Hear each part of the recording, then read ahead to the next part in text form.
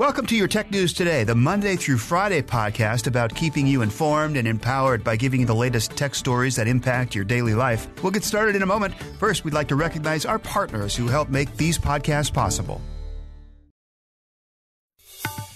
It's Friday, December 14th. I'm Mike James. Coming up in a bit, hackers are up to their old tricks again. Plus, you're not going to believe some of the ridiculous passwords people are using, and a private spaceflight company just took a huge leap for mankind.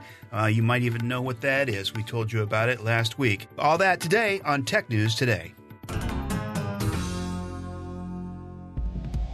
We start with cyber attacks targeting governments around the world. Researchers at McAfee recently spotted the campaign called Operation Sharpshooter. The attackers are using phishing emails to infect victims' gadgets with advanced spying malware that steals sensitive information. Between October and November of this year, hackers targeted employees at 87 companies through social media, sending them made-up messages disguised as recruitment offers.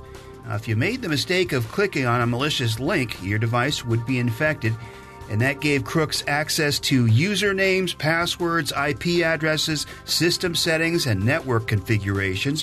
What makes this even more scary is with the stolen data, hackers can infiltrate and even take full control of a company's entire network. It hasn't been confirmed yet, but hackers from North Korea, known as the Lazarus Group, are thought to be behind this attack. It's the same group that attacked Sony a while back that led to tons of leaks like executive salaries and personal emails. One way to avoid being a victim of these types of attacks is to never open links from unsolicited messages. We have an article for you called Cyber Spies Are Infiltrating Government and Defense Firms Worldwide. It has more details if you're interested, and it's at commando.com. Well, how much thought do you put into your online account passwords? You'd think after a zillion data breaches that we talk about every week and sometimes daily, everyone would take digital security seriously. But matter of fact, they don't. In fact, some people are still using the worst passwords ever. It's like a hacker's paradise out there. Every year, millions of passwords are leaked and evaluated by a company called Splash Data. And year after year, they find the same weak, predictable passwords.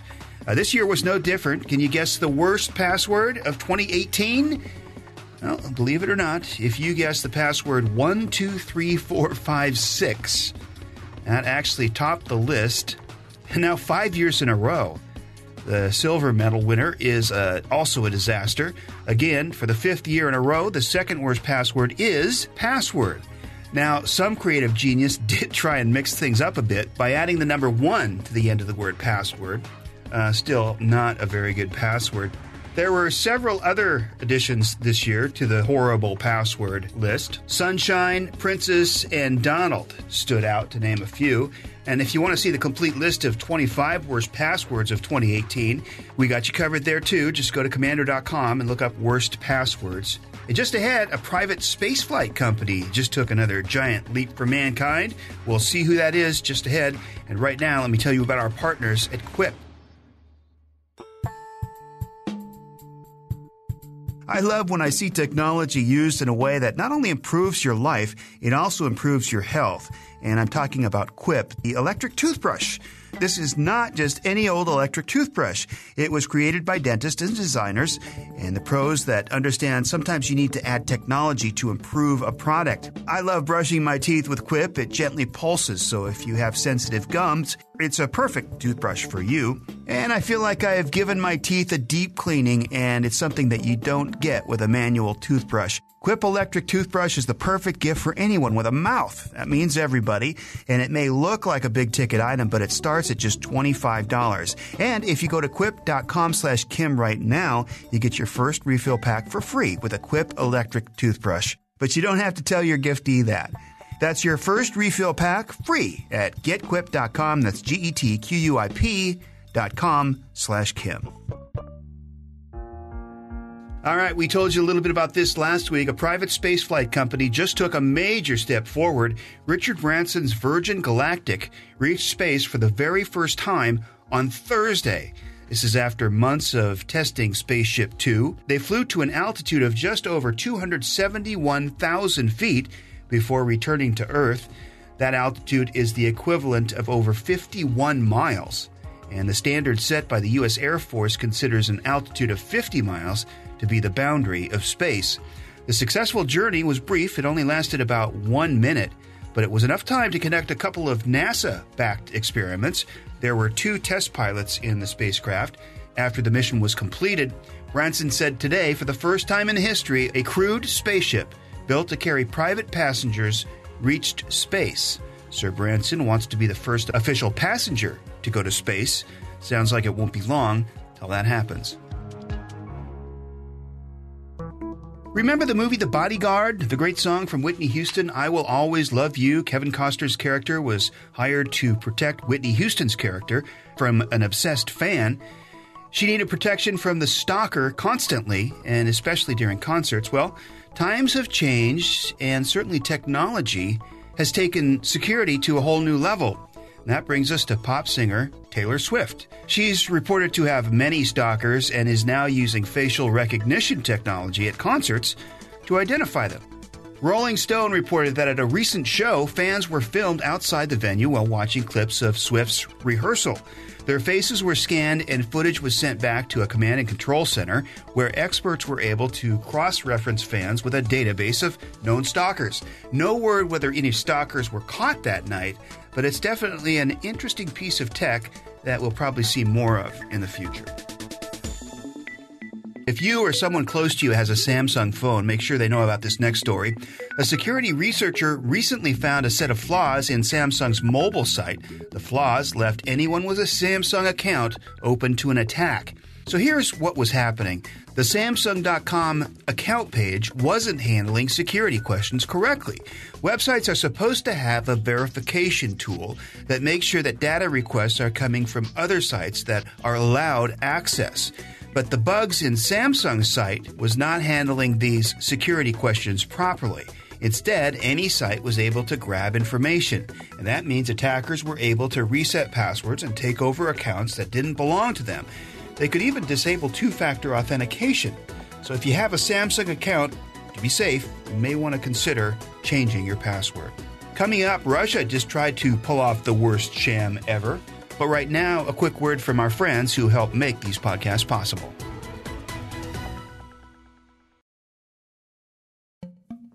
I guess you can't always believe what you see, at least not when you're at a Russian state-sponsored event for kids. Journalists found that out firsthand last week when robot Boris showed up on a stage at the annual technology forum. It seemed to be the most amazing robot ever. He could talk and dance and even solved some math equations. Well, news anchors on Russian state TV praised the high-tech robot and went on and on about its flashy dance moves. There's just one huge problem. Boris is not a real robot. There's actually a human inside the getup pretending to be a machine. Jig was up when people started posting pictures on social media. The robot was actually a costume that cost about $4,000. Photos even made it online that showed the exposed neck of the person inside the Boris costume. Just saying, they got a little ripped off. Sometimes you really have to give it up to savvy crooks. They just keep finding ways to beat the system. This time, they're going after those Ring security doorbells with built-in cameras. Denver police say they've received at least 20 stolen doorbell reports. The funny thing is, these devices are supposed to help stop crime, and now they're actually the target of crime. It takes a special tool to remove the doorbell, so it's likely someone that bought the Ring doorbell, got the tool, and then decided it's much cheaper to just steal neighbors' doorbells than having to actually buy one. Well, plus they know they're going to be filmed for stealing it, so it's especially daring. One victim said they didn't know if the crook was going to sell the doorbells online or if they stole the doorbells so they could pull off another burglary at the same home later. Nice to hear from the Ring doorbell company, though. Their policy is that if someone steals your Ring doorbell, the company will replace it for free. Just make sure to report the theft to police and send a copy of the report to the company. By the way, once you're done listening to our podcast, do us a favor and give us a good rating wherever you listen to us.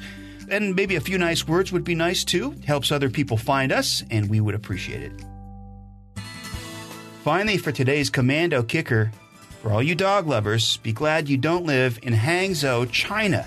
It's a major city in China, by the way. It's in northern China. City officials have banned dog walking during the day. Dog owners will no longer be able to walk their pets between 7 a.m. and 7 p.m. They also can't take them to the parks, shopping centers, sports facilities, and other public areas. Many provinces in China have strict rules on dog ownership as a result of the beliefs of Communist China's founder, but no other cities have gone this far. Interestingly enough, too, dog ownership in China has become more popular in recent years despite the government's canine crackdown. For more fun and interesting facts, go to Commando.com and search for the Commando Kicker. That's our tech news today. And don't forget to check out our other podcasts like Commando On Demand. Ever wonder how technology has transformed your life?